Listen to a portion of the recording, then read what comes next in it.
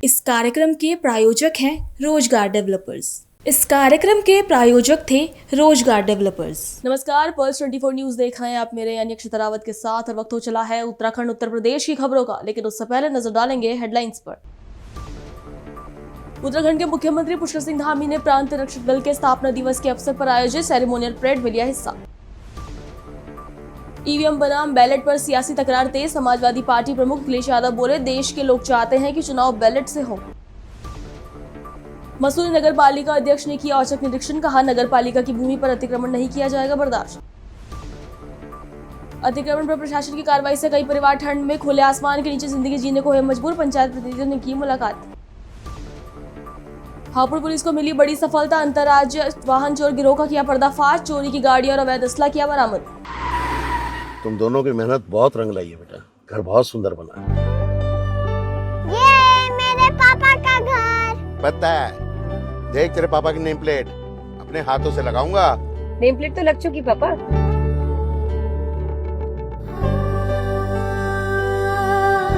असल मेहनत तो आपने की पापा, मुझे इस काबिल बनाने के लिए। वो जिंदगी भर किराए के मकान में रहे, लेकिन आज ये घर मेरा नहीं, ये है मेरे पापा का घर।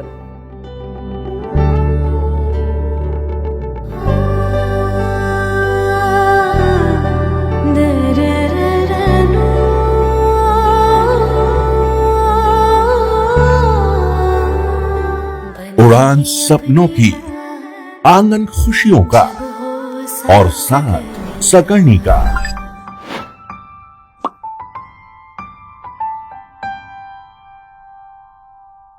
60 वर्षों से आपके साथ मनोरंजन और संस्कार का संगम, जाह्नवी मैगजीन। चलिए अब देखते हैं खबरें विस्तार से।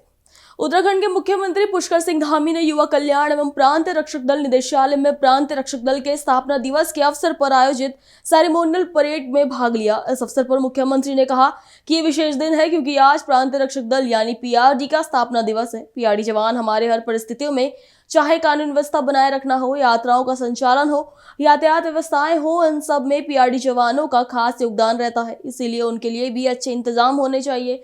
हमारी सरकार ने पिछले सालों में पीआरडी जवानों के लिए कई इंतजाम किए हैं और हम आगे भी उनके लिए ये करते रहेंगे। आज का दिन हमारे पीआरडी जवानों के लिए बहुत विशेष दिन है क्योंकि आज पीआरडी का स्थापना दिवस है और पीआरडी जवान भी हमारे हर स्थिति और हर परिस्थिति में जहाँ कानून व्यवस्था बनाने की आवश्यकता होती है, हमारी अनेक यात्राओं का संचालन करना होता है, यातायात व्यवस्था है, अन्य सेवाएं हैं, चाहे लिपिकी सेवाएं हैं या किसी काम पे लगाना हो जहाँ पर ज़रूरत हो, उन सभी में अपना बहुत विशेष योगदान देते हैं। इसलिए इनका प्रोत्साहन होना चाहिए, अच्छी व्यवस्था इनके लिए भी होनी चाहिए। हमारी सरकार ने अनेक प्रावधान पिछले सालों में पीआरडी जवानों के लिए किए हैं और आगे भी हम उनके लिए करेंगे। उनके अच्छा प्रशिक्षण हो, उनके बच्चों का अच्छा कल्याण हो, ये हमारी प्रतिबद्धता है और इस प्रतिबद्धता को हम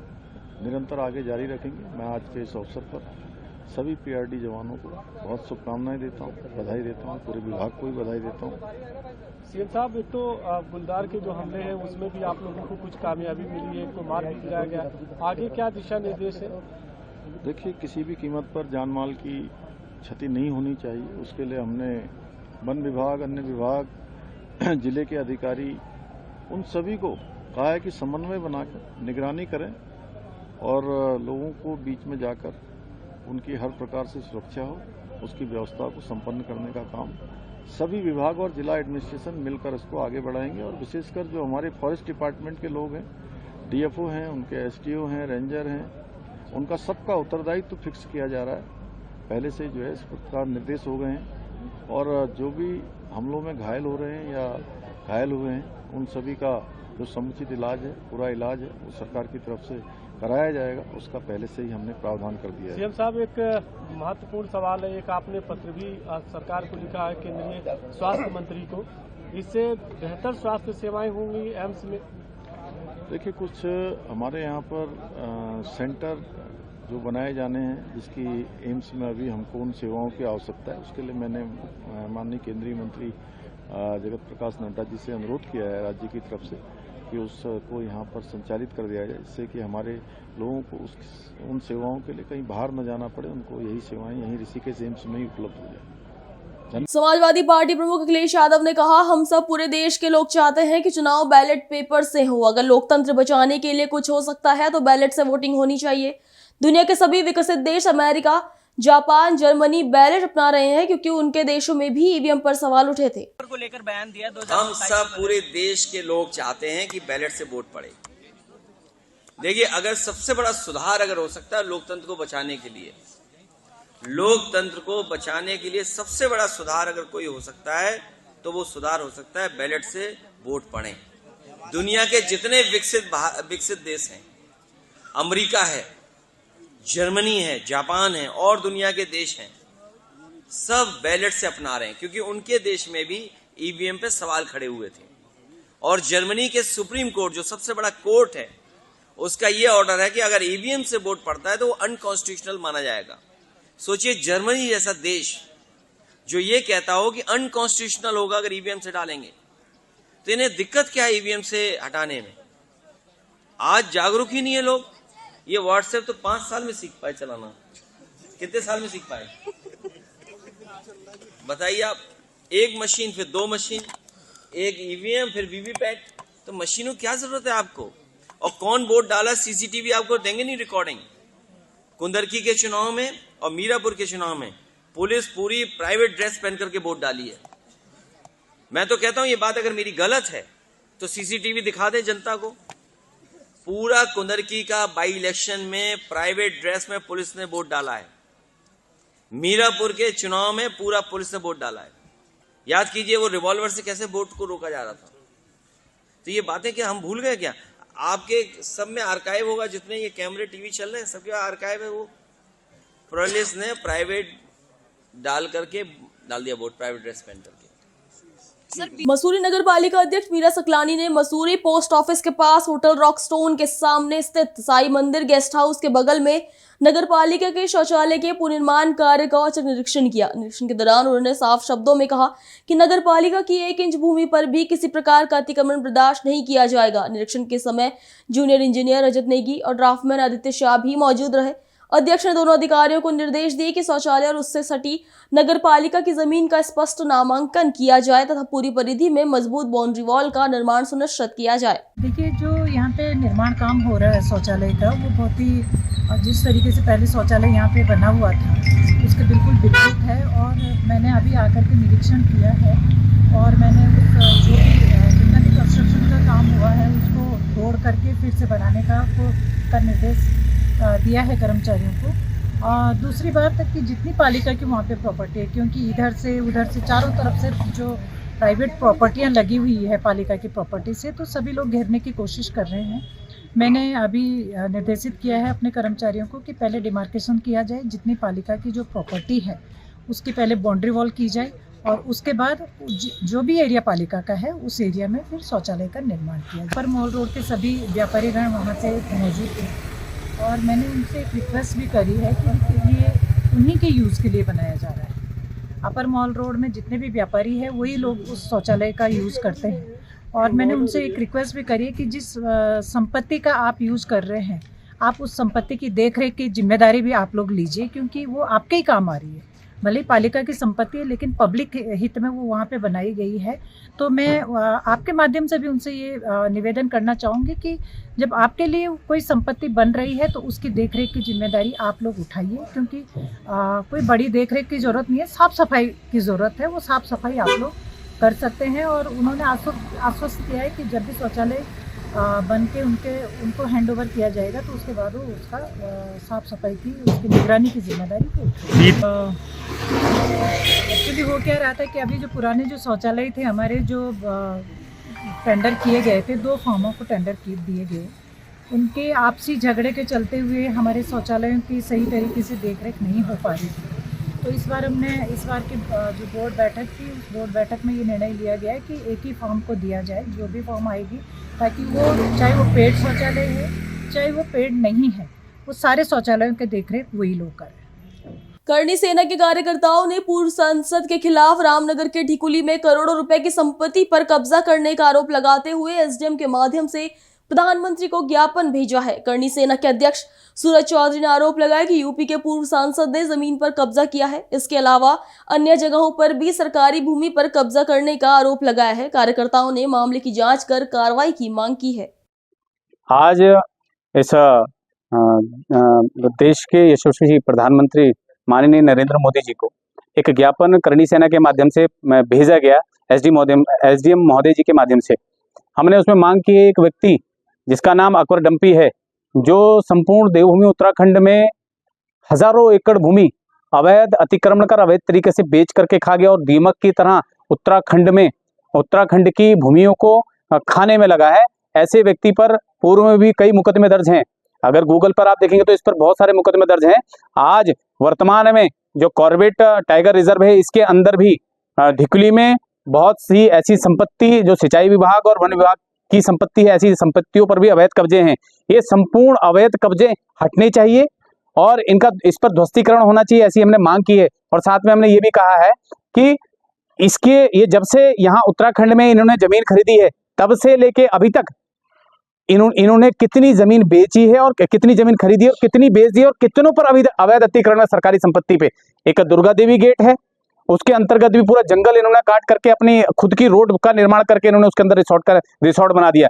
मतलब अपनी उत्तराखंड की सरकार का ध्यान किस ओर है, हम चेताना चाहते हैं इस चैनल के माध्यम से कि उत्तराखंड सरकार कर रही है। ऐसा व्यक्ति, ऐसा बाहुबली, ऐसा व्यक्ति जो निरंतर उत्तराखंड की जमीनों को, सरकारी संपत्ति को बेचकर खा गया, एक अजगर की भूमिका में आकर के पूरे उत्तराखंड को निगलने की तैयारी में बैठा है, उस व्यक्ति पर कार्रवाई कब होगी, ये मांग आज करणी सेना के माध्यम से की है और संबंधित विषय माननीय प्रधानमंत्री जी को भेजा है। उसके साथ में आपने इस राज्य के मुख्यमंत्री पुष्कर सिंह धामी जी को संकलन किया है, कुमाऊं कमिश्नर जी को किया है, उसके अलावा हमने डीएफओ महोदय जी को किया है और डायरेक्टर महोदय जी को किया है और उप जिलाधिकारी महोदय को भी दिया है। और जल्द से जल्द हमने मांग की जल्द इस पर कार्रवाई, यदि कार्रवाई नहीं होगी तो हम इस पर आंदोलन करने के लिए बाध्य होंगे।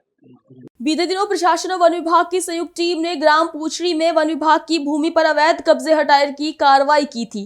प्रशासन ने क्षेत्र में 52 अवैध अतिक्रमण तोड़ने की कार्रवाई की। 3 दिन बीतने के बाद भी पीड़ित परिवार आज भी इस कड़ाके की ठंड में खुले आसमान के नीचे अपने मासूम बच्चों के साथ जिंदगी जीने को मजबूर है। आशियाना टूटने के बाद सब कुछ बिखर गया। अब यह परिवार रोजी रोटी के लिए भी मोहताज है। जब पंचायत प्रतिनिधि इन परिवारों से मिलने पहुंचे तो यहाँ पीड़ित परिवारों ने अपनी आंखों में आंसू लिए अपनी दुख भरी कहानी बताते हुए प्रशासन पर अतिक्रमण हटाने के दौरान अभद्रता एवं उत्पीड़न करने का आरोप लगाया है। इस दौरान ब्लॉक प्रमुख मंजू नेगी एवं ज्येष्ठ ब्लॉक प्रमुख संजय नेगी की आंखें भी दर्द देखकर भावुक हो गई। उन्होंने कहा कि अब पीड़ित परिवारों की लड़ाई पंचायत प्रतिनिधि लड़ेंगे, चाहे इसके लिए कुछ भी करना पड़े, और जल्द ही अब इन मामलों को लेकर उच्च न्यायालय जाने के साथ ही सड़कों पर उतरकर प्रदर्शन भी किया जाएगा। उन्होंने कहा कि सत्ता और विपक्ष के लोग केवल ऐसे लोगों को चुनाव के दौरान वोट बैंक के रूप में इस्तेमाल करते हैं। अब ऐसी पार्टियों को 2027 के विधानसभा चुनाव में इसका परिणाम भुगतना होगा। राज्य सरकार द्वारा, प्रशासन द्वारा दंडात्मक कार्रवाई यहाँ पे की गई है और लोगों के घरों को जमींदोज कर दिया गया है। पिछली बार जब 1.5 साल पहले, 2 साल पहले जब अतिक्रमण की बात आई थी कि सरकारी ज़मीनों से जो है अतिक्रमण हटाया जाएगा, तो हम लोगों के पास आए थे और मैंने एक मंच से घोषणा की थी कि जो लोग सक्षम हैं वो लोग जो है 3-3 हज़ार रुपये हमें दें, क्योंकि खर्चा बहुत ज़्यादा आ रहा था, उसमें लोग ज़्यादा थे, 200-300 लोग थे, तो यहाँ पर खर्चा ज़्यादा आ रहा था। तो हमने कहा था और जो सक्षम नहीं है वो हमें पैसे ना दें। और मैंने स्वयं एस लाल जी के साथ मिलकर हम लोगों ने ये तय किया था कि हम इन लोगों को जो है कोर्ट से स्टे दिलवाएंगे। और मैंने स्वयं मंच से घोषणा की थी कि मैं 50,000 रुपये जो है अपनी जेब से दूंगा। और इतने ही रुपये एस लाल जी और उनकी टीम ने भी कहा था कि हम लोग भी अपनी तरफ से दूंगा। और जिन लोगों ने हमें कागज़ अवेलेबल करवाए उन लोगों को हमने जो है मैनाली जी की, दुष्यंत मैनाली जी हमारे वकील थे, उनके माध्यम से हमने लोगों को 70 लोगों को लगभग स्टे दिलवाया। बाकी लोगों को यहाँ पे बरगला दिया गया था, उनको जो है बरगला कर ये कह दिया गया था कि ये लोग पैसा इकट्ठा करने के लिए यहाँ पे आए हैं, आप लोगों को कोई भी स्टे नहीं मिलेगा। तो जो लोग बरगलाने में आए, देखिए आज स्थिति क्या है, आज उन लोगों के घरों को तोड़ दिया गया प्रशासन द्वारा। मैं प्रशासन से भी कहना चाहूँगा, यदि आप लोगों ने इनके घरों को उजाड़ना था तो इनके पहले पुनर्वास की इनकी व्यवस्था की जानी चाहिए थी, इनको कहीं पर रहने के लिए जगह दी जानी चाहिए थी। और इनके छोटे छोटे बच्चे यहाँ पे हैं, 2 साल से लेके 6 महीने, एक का तो मेरे ख्याल से 11 दिन का बच्चा बता रहे हैं कि वो पूरी रात ठंडे में यहाँ पे सोया है। और अभी भी लोग जो है छोटे छोटे बच्चों को लेकर लेकर खुले आसमान में सोने को मजबूर है। मैं प्रशासन से कहना चाहूँगा कि इनको कहीं ना कहीं इनकी उचित व्यवस्था की जाए, रहने की व्यवस्था की जाए, और खाने पीने की भी इन लोगों को जो है यहाँ पे नहीं मिल पा रहा है, उनके खाने पीने की भी व्यवस्था की जाए। आज हम यहाँ पर आए हैं और निश्चित रूप से हम ब्लॉक प्रमुख महोदया और हमारी पंचायत प्रतिनिधि हमारे सारे यहाँ पर आए हैं। हम इनके माध्यम से सरकार से मांग करेंगे, पत्राचार करके मांग करेंगे कि इन लोगों की पुनर्वास की व्यवस्था की जाए। और जिस तरीके से रात के अंधेरे में लोगों के घरों को तोड़ा गया और लोगों के साथ बता रहे हैं कि यहाँ पे बदतमीजी भी की गई जो है प्रशासन के द्वारा, उन लोगों के साथ जो है व्यवहार भी गलत किया गया, तो ये सारी चीज़ें नहीं होनी चाहिए और पहले उनकी व्यवस्था होनी चाहिए, उसके बाद इन लोगों को। आज से 1.5 साल 2 साल पहले पूरे प्रदेश में अतिक्रमण, जो सरकारी विभागों में अतिक्रमण है उसको हटाने के लिए एक फरमान जारी हुआ था, जिसको लेकर आपने देखा होगा सबसे ज़्यादा आंदोलन रामनगर के अंदर हुआ था और उसमें सबसे आगे हम लोग थे और हज़ारों की संख्या में हम लोग सड़कों पर उतरे थे और हमने विधायक जी के आवास का घेराव किया था, उनको चेताने के लिए। हमने कहा था यदि आप सरकार मुख्यमंत्री से बात नहीं करेंगे और इस अतिक्रमण की कार्रवाई को, अतिक्रमण के नाम पर जो लोगों के घरों को तोड़ा जा रहा है उस कार्रवाई को अगर आप नहीं रोकेंगे तो आपके घर के आगे से हम नहीं उठेंगे, और हम उठे भी नहीं थे। आनन फानन में माननीय विधायक जी उसी दिन मुख्यमंत्री जी के पास गए थे और चीफ सेक्रेटरी के पास वो लोग गए थे और उन्होंने बातचीत की थी और उसी दिन से जो है अतिक्रमण की कार्रवाई को रोक दिया गया था। लेकिन वो सिर्फ फ़ोटो खिंचाने में, मीडिया में बयान देने तक ही सीमित रहा और आज लोगों के घरों पर फिर से बुलडोजर चलाया जा रहा है। और आप देख लीजिए माननीय विधायक जी की चुप्पी। अनिल बलूनी जी जो ये कहते थे कि जो सरकारी ज़मीनों पर रह रहे हैं, जो वनग्रामों में रहने, मैं राम जी की सौगंध खाता हूँ, उन लोगों को मेरे को सांसद बनाइए, उन लोगों को मैं नहीं हटने दूंगा। आज वो सौगंध भी उनकी झूठी जा रही है। विधायक की और सांसद की चुप्पी निश्चित रूप से रामनगर की जनता के लिए एक खतरनाक संदेश है और हम पुनः इन लोगों के लिए हम इनके साथ कंधे से कंधा मिलाकर खड़े हैं। हम पंचायत प्रतिनिधि इनके साथ खड़े हैं, जो करना पड़ेगा हम करेंगे। देखिए जिस तरह से यहाँ पे छोटे छोटे बच्चे घूम रहे हैं और रात को वो खुले आसमान के नीचे सो रहे हैं, तो बहुत दुखद बात है कि जिस तरह से इनकी स्थिति हो रखी है। यहाँ पे खाने तक के लिए खाना भी नहीं है इन लोगों के पास और बच्चे भी खुले आसमान के नीचे सो रहे हैं, तो ये बहुत गलत बात है। सरकार ने इनके बारे में सोचना चाहिए था कि अतिक्रमण हटाने से पहले इनके लिए कोई अच्छा सा स्थान देखा जाता, वहाँ पर इनके लिए वो मतलब बनाया जाना चाहिए था घर। हापुड़ में जनपदीय स्वास्थ्य टीम और थाना हापुड़ नगर पुलिस को एक बड़ी सफलता मिली है। पुलिस ने अंतरराज्य वाहन चोर गिरोह का पर्दाफाश करते हुए 4 साथी चोरों को गिरफ्तार किया है। आरोपी के पास से दिल्ली से चोरी की गई एक थार गाड़ी, एक i20 कार और अवैध असला भी बरामद हुआ है। गिरफ्तार आरोपी दानिश ने खुलासा किया कि वो मेरठ के सोतीगंज से चोरी की लग्जरी गाड़ियों को देश के अलग अलग राज्यों में रिसीवर पार्टियों तक पहुंचाता था। पुलिस के मुताबिक चोरी किए गए वाहन विभिन्न राज्यों के डीलरों को ऊंची कीमत पर बेचे जाते थे, जिससे गिरोह भारी आर्थिक लाभ कमाता था। आरोपी दानिश ने मेरठ के सोतीगंज से लग्जरी वाहन चोरी कर उन्हें कई राज्यों में बेचने की बात को स्वीकार किया है। ये 16 और 17 नवंबर की मध्य रात्रि में बुलंदशहर रोड पे जदीद चौकी के आगे एक क्रेटा कार चोरी हुई थी, जिसका अभियोग पंजीकृत हुआ था और उस समय से ही हमारी कोतवाली नगर की और स्वाट टीम दोनों इस प्रकार के जो अपराध करने वाले उनके पीछे लगी हुई थी। इसमें एक बड़ी सफलता जनपद की स्वाट टीम और कोतवाली नगर की पुलिस को मिली है। इन्होंने एक गैंग को गिरफ्तार किया है। 4 अभियुक्तों की गिरफ्तारी है। 2 कारें लग्जरी कार से बरामद हुई है। इनसे पूछताछ में पता चला है कि इन्होंने कम से कम 20 वाहन इस प्रकार से जो है चोरी किए, जो अभी तक हमारी जानकारी में आए हैं। अभियोग इसके सदस्यों के ऊपर एक के ऊपर 18 मुकदमे, बाकी के ऊपर किसी के 5, किसी के 4 मुकदमे हैं। इसमें रईस ये बिलारी जनपद मुरादाबाद का रहने वाला है और दानिश ये दिल्ली अमन विहार का रहने वाला है। तीसरा जो शेख नदीम है ये कोलकाता का रहने वाला है और शहजाद हापुड़ नगर का रहने वाला है। इनका मोडस ऑपरेंडी ये था कि ये गाड़ी लेकर के आते थे और जो गाड़ियां बिना किसी जो है बिना सिक्योरिटी की खड़ी होती थी, उनका शीशा तोड़ करके इनके पास में एक इलेक्ट्रॉनिक इक्विपमेंट था, जिससे ये जो पुश बटन वाली गाड़ियां हैं उनका कोड मैच कर लेते थे और उन गाड़ियों को स्टार्ट कर लेते थे। और इनके साथ में कुछ लड़के गाड़ी के नंबर प्लेट बदलने वाले और कुछ लोग इसमें और गाड़ी ड्राइव करने वाले रहते थे और ये फर्दर आगे बेच दिया करते थे। इससे इसको डेवलप करके हमको काफ़ी और भी सफलता मिलने की जल्दी उम्मीद है और इसमें कई गाड़ियां बरामद होंगी। जो हमारी गाड़ी यहाँ से चोरी गई थी उसके बारे में भी कुछ पक्के सुराग मिले हैं। सर, जो सिक्योरिटी सिस्टम की बात कर रहे हैं, कंपनी काफी मजबूत सिस्टम देती है, इन लोगों के पास वो सॉफ्टवेयर क्या है?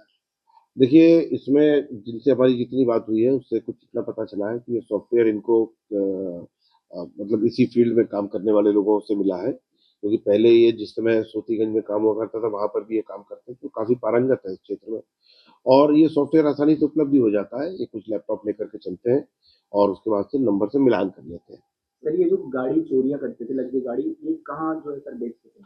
ये इन्होंने काफ़ी जो है पंजाब, हरियाणा, दक्षिण भारत में बेची। जो हमारी गाड़ी जो गई है उसके बारे में भी प्राथमिक पूछताछ पता चला है कि वो दक्षिण भारत में कहीं उसको बेचा। ये इसीलिए ये गिरोह पकड़ में नहीं आता था कि ये 10, 20, 25 हज़ार रुपए के मार्जिन पर गाड़ी आगे भेज देते थे और उसके बाद में गाड़ी को पूरा तैयार करके नंबर प्लेट और कागज़ फर्जी, ये भी जानकारी आई है। इसमें काफ़ी अभी और डेवलप होना बाकी है। क्योंकि 24 घंटे में पेश करना था तो इसलिए बहुत ज़्यादा गहराई तक इससे अधिक जानकारी नहीं पाई। ये कागज़ भी उसके तैयार करके उनको दे देते हैं और फिर वो काफ़ी दूरस्थ क्षेत्रों में, जो जहाँ से चोरी हुई वहाँ से काफ़ी दूर ले जा करके इसको अच्छे पैसे में इनके कागज़ वगैरह तैयार करके इनको बेचा। सर अलग-अलग राज्य में जैसे कि ये सप्लाई करते थे गाड़ी, तो उन लोगों पर किस तरह की कार्रवाई की जा रही है? किस तरह से पकड़ा गया? देखिए, इसको हम डेवलप करेंगे, इसमें तमाम साक्ष्य हमारे पास मौजूद है। इसमें एक और मेंबर है गैंग का, बड़ा प्रमुख सदस्य है, वो नहीं मिला है हमको, जिसके पास वो सॉफ्टवेयर भी है। तो उसकी हम जल्दी-जल्दी हम इसमें गिरफ्तारी करेंगे और फिर उसके बाद में इसको डेवलप करके इसको जानकारी होगी कि ये कहाँ-कहाँ बेचे गए और जो इनके इंटरमीडियरीज़ हैं, उन सभी को इसमें लाते हुए हमारा प्रयास रहेगा कि इसमें जल्दी से जल्दी गैंगस्टर की भी कार्रवाई। रामनगर के तराई पश्चिम वन प्रभाग के फाटोर हाथीडंगर मार्ग पर जिप्सी संचालन बंद किए जाने के विवाद के मामले में जिप्सी स्वामियों ने डीएफओ प्रकाश चंदारे को ज्ञापन सौंपा है। जिप्सी स्वामियों ने कहा कि फाटोआ हाथीडंगर कॉर्बेट टाइगर रिजर्व के अंदर नहीं आता। इसके बावजूद भी कुछ अराजक तत्व सोशल मीडिया पर भ्रामक अफवाहों का प्रसार कर रहे हैं। जिप्सी संचालकों ने सोशल मीडिया पर की जा रही भ्रामक पोस्टों के खिलाफ आक्रोश व्यक्त कराया और अराजक तत्व के खिलाफ कार्रवाई की मांग उठाई है। उन्होंने कहा, जिप्सी परमिट का मामला वर्तमान में उच्च न्यायालय में विचाराधीन है, इसीलिए फाटोआ हाथीडंगर क्षेत्र में जिप्सी का संचालन बंद करना औचित्य नहीं है। सर पूरा मामला ये है कि कॉर्बेट के अध्यक्ष द्वारा एक ज्ञापन दिया गया था कि जिन गाड़ियों के पास परमिट नहीं है गाड़ियों में, उन गाड़ियों को जोनों में जाने की अनुमति ना दे। तो सर सबसे पहले हम ज्ञापन डीएफओ साहब के पास देने आए थे कि सर हम ये बोलने आए थे कि सर हमारा मामला भी हाई कोर्ट में है, तो सर जब तक वो मामला क्लियर नहीं होता है तब तक हमें अंदर जाने की अनुमति दें। और सर दूसरा, हमारे सर कागज़ पूरे हैं, अभी तक परमिट फाटो गेट से कोई भी इशू नहीं हुआ, अभी तक इशू नहीं हुआ। तो सर हम यही कहना चाहते हैं कि जब तक परमिट इशू नहीं होता है तब तक हम जिप्सी स्वामियों को अंदर जाने की अनुमति दें, विविध रूप से जैसे हम चल रहे हैं। सर दूसरी बात, कुछ अराजक तो लोगों के द्वारा उस फाटो गेट को बदनाम किया जाता है। सर हम पे एक इकलौता ऐसा गेट है जो पॉपुलर गेट है, जो गेस्ट सेटिस्फाई होता है फाटो के नाम पर जाने के लिए एग्री होता है, उसी गेट को बदनाम किया जा रहा है, वहाँ के स्टाफ को बदनाम किया जा रहा है। हमने डीएफओ सर से यही मांग की है कि सर जो आइंदा ऐसी हरकत करता है गेट पर, जो बेफालतू किसी पर क्लेम करते हैं, उन पर उचित कार्रवाई हो और जैसे हम चल रहे हैं और हमें डेली की तरह जाने की अनुमति है। बाकी हमारे जो है फाटो गेट के विषय में हमने बात करी थी एसडीओ साहब से, जिसमें हमें कॉर्बेट के जो अध्यक्ष साहब हैं हमें एक ज्ञापन दिया हुआ था कि जिनके पास परमिट नहीं है वो लोग वहाँ पर गाड़ी नहीं चलाएंगे। तो हम डीएफओ साहब के पास आए थे तो उनके द्वारा जो है कहा गया कि आप लोग गाड़ी चला सकते हैं जब तक आपके पास परमिट नहीं आता है, और कोई भी ऐसी जो है बात नहीं है उसमें कि आप लोग गाड़ी जैसे रोड डेली जा रही है आप लोग जाइए। मेन तौर फाटो गेट के लिए। जनपद उत्तरकाशी के गंगोत्री फिजिकल एकेडमी में भारतीय सेना में भर्ती होने वाले 38 नए सैनिकों का उत्तरकाशी पहुंचने पर स्थानीय लोगों एवं गंगोत्री फिजिकल एकेडमी के कैडेटों ने ढोल नगाड़ों के साथ जोरदार स्वागत किया, जिससे पूरा क्षेत्र देशभक्ति के रंगों में सराबोर हो गया। आपको बताते चले कि गंगोत्री फिजिकल एकेडमी पूरे उत्तराखंड के युवाओं जो भारतीय सेना में जाना चाहते हैं उनको यहाँ पर निःशुल्क फिजिकल एवं रिटर्न की तैयारी करवाता है और अभी तक यहाँ से प्रशिक्षण लेकर 200 से अधिक युवा भारतीय सेना का अंग बन चुके हैं। सब लोगों का धन्यवाद कि आप यहाँ पर आए और आज हम जो ये प्रोग्राम जो हमारा ये चल रहा है आज गंगोत्री फिजिकल एकेडमी में, और इस बार जो हमारे लैंसडाउन से 38 स्टूडेंटों ने जो है पासिंग आउट किया है और मैं वहाँ पर गया था और मेरे साथ जो है हमारे संरक्षक हमारे सुधा राम सिंह साहब भी गए थे और उनका आज यहाँ पर जो है हमने स्वागत किया है कि आगे के लिए भी और बच्चों को एक मोटिवेशन मिले ताकि वो अच्छा एक अचीवमेंट अपने लिए कर सके।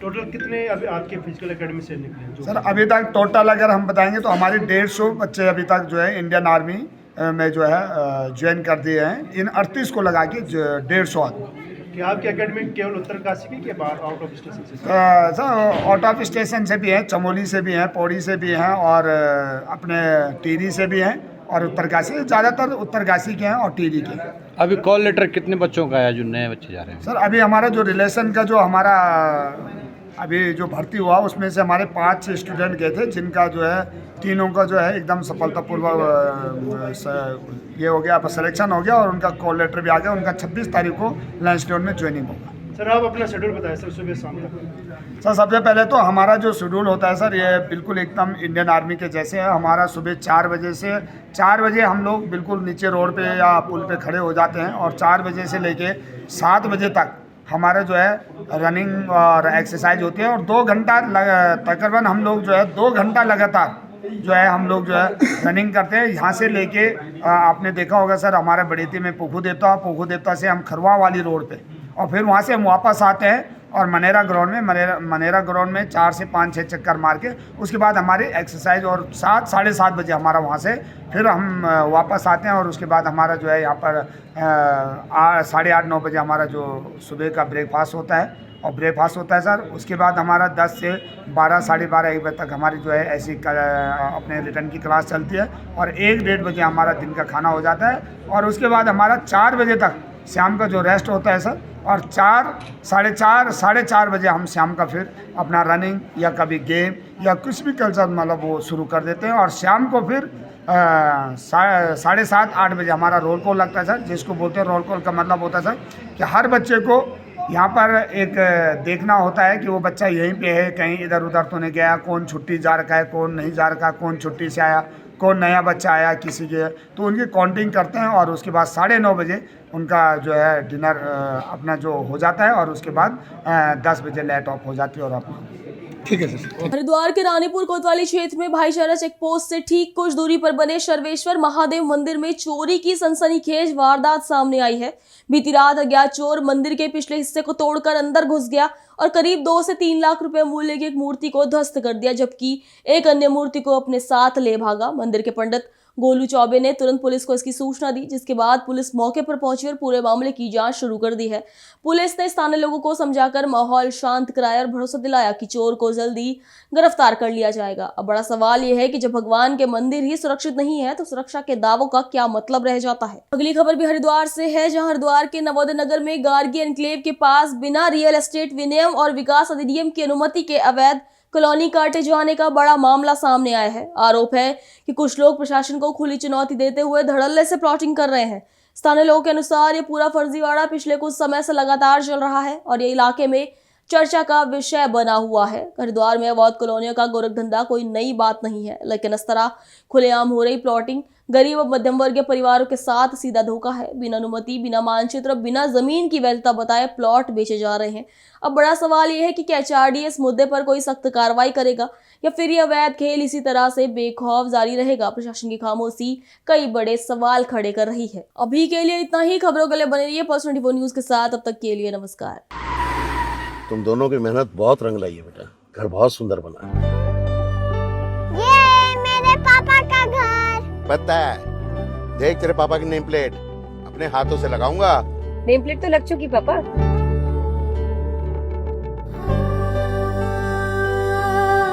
असल मेहनत तो आपने की पापा, मुझे इस काबिल बनाने के लिए। वो जिंदगी भर किराए के मकान में रहे, लेकिन तो आज ये घर मेरा नहीं, ये है मेरे पापा का घर।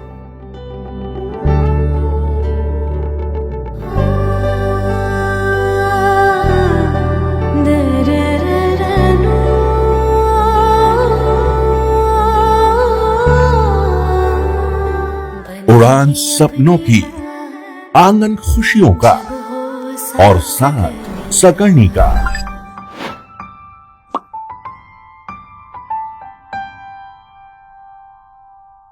60 वर्षों से आपके साथ मनोरंजन और संस्कार का संगम, जाह्नवी मैगजीन।